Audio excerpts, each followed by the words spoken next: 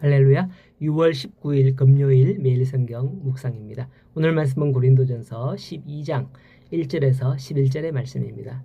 저는 어릴 때 초능력이나 SF 영화 이런 것들을 좋아했습니다. 인간의 절대 할 수 없고 이루어질 수 없는 일들이 상상의 나래 아래서 펼쳐지는 것, 이런 것을 즐겼죠. 아마 모르긴 몰라도 많은 사람들이 꿈을 꾼 후에 그 꿈 속에서 돈벼락을 맞는다든지 하는 꿈을 꾸게 되었다면 꿈대로 이루어지기를 소원하지 않나요? 그런 일이 벌어지면 좋겠다고들 생각하실 거예요. 오늘 말씀해 보니 우리에게 그런 능력이 있답니다. 12장은 은사의 장이다라는 별명이 있죠.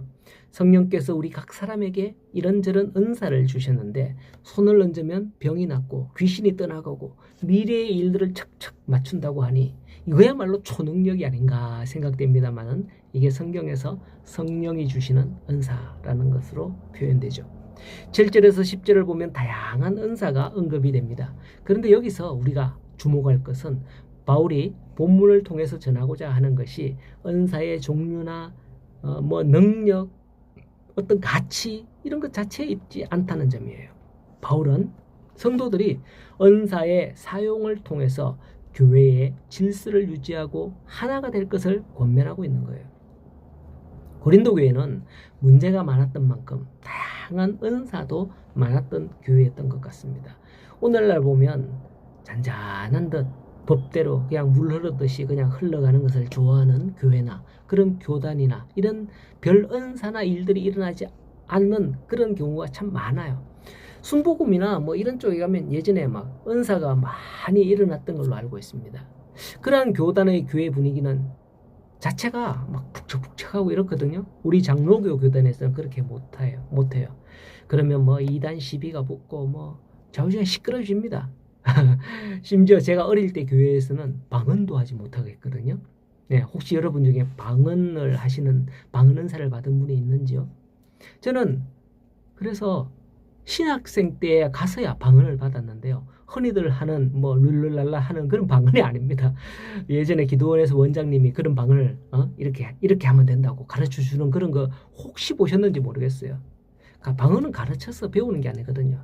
저는 신학교 때 동기들이랑 상기도 중에서 방언을 받았는데 마치 방언이 외국어 같은 그런 중동에 있는 그런 언어 같은 그런 방언을 받았는데 외국어는 아니지만은 어쨌든 그런 방언으로 기도하면 오랫동안 기도하고 수월해지더라고요.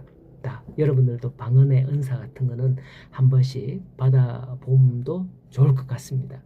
자, 그런데 고린도 교회의 다양한 은사자들은 각기 자신이 받은 은사가 최고다고 자랑하기에 급급했다는 거예요. 그리고 그 중에서도 특히 문제가 되는 것이 방언이었습니다. 고린도 교회 성도 중 방언의 은사를 받은 사람들이 공적 예배에 방언으로 말함으로써 예배를 어지럽게 하고 그렇게 만들고 만 겁니다. 이러한 은사의 무분별한 사용과 오용은 앞서 여성도들의 머리의 수건의 문제, 그리고 성찬의 문제와 더불어서 예배와 관련된 또 하나의 심각한 문제가 되었던 거예요. 이에 바울은 12장에서 14장에 걸쳐 은사 문제를 다루면서 이야기하게 되는 겁니다. 여기서 바울은 은사의 기원이 한 분, 성령께 있음을 밝히고 있습니다. 이것을 아는 것은 매우 중요합니다. 사실 아무리 큰 은사를 소유한 사람이라 할지라도 그것이 성령으로부터 말미암은 것이라는 사실을 깨닫지 못하고 인정치 못하면 독선에 빠질 수밖에 없습니다. 그게 마치 내 초능력 같은 그런 거라 여기기에 되는 거죠. 그래서 어떤 사람의 능력이 더 큰가, 네 능력이 더 좋으냐, 내 능력이 더 좋으냐, 이런 걸 싸우고 재고 평가하기도 하죠. 진정 성령께서 각 사람이 지닌 개성과 필요에 따라서 각양 은사를 베풀어 주신다고 말씀하고 있습니다. 나는 어떤 은사를 받고 싶다라고 해서 되는 건 아니죠. 은사를 결정하고 나누어 주시는 주체는 받는 성도가 아니라 바로 성령 하나님인 거죠. 4절에서 6절에 보면 은사는 여러 가지나 성령은 같고 직분은 여러 가지나 주는 같으며 사역은 여러 가지나 모든 사람 가운데서 이루시는 하나님은 같다라고 하십니다. 이처럼 다양한 은사들은 제각기 다른 목적을 가지고 있는 것이 아니라 오직 하나의 공통된 목적을 갖고 있습니다. 그것은 하나님께서 원하시는 뜻을 이루시기 위한 성령의 역사인 거죠. 그러므로 7절에 각 사람에게 성령을 나타내시면 유익하게 하려 하십니다 라고 하는 거예요. 그러므로 이런 은사를 합당하게 사용하는 것이 중요합니다.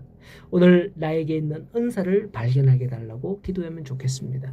내가 못하는 것을 위해서 애쓰는 것보다는, 못하는 걸 위해 애쓰는 것보다는 하나님이 주신 은사대로 하나님을 섬기면 얼마나 쉽습니까? 지난번에 야유회 갔을 때에 진행을 담당했던 오부장이라고 아시죠? 오 집사님입니다. 오 집사님을 봐도 그렇고 우리 예배에 찬양을 하는 분들을 봐도 참 그렇습니다. 그런 은사가 있으면 그 받은 은사대로 쉽게 하는데 저 같은 분 보고, 저 같은 사람 보고 뭐 악기를 연주하라 이러면 저 절대 못해요. 은사가 있어야지 하지. 내게 주신 그러한, 여러분들에게 주신 그러한 은사를 발견하고 은사대로 하나님을 섬기는, 교회를 섬기는 우리 모든 성도님들 되기를 간절히 소원합니다.